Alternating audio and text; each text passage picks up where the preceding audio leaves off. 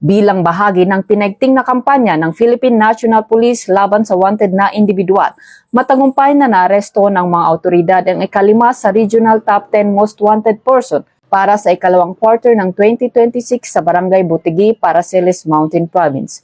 Ang suspect, isang 44 anyos na lalaki, ay inaresto sa bisa ng warrant of arrest dahil sa kasong qualified rape sa ilalim ng Artikulo 266-B ng Revised Penal Code.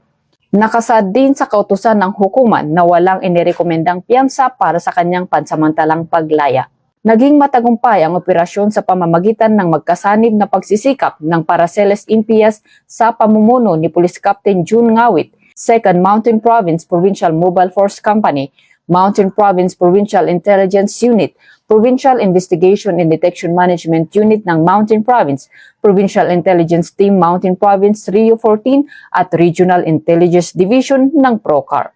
Ang pagkakarestong ito ay sumasalamin sa matatag na dedikasyon ng mga pulis ng Mountain Province at ng kanilang mga katuwang na unit sa pagpapanatili ng kapayapaan at kayusan, gayon din sa pagtitiyak na may patutupad ang hustisya.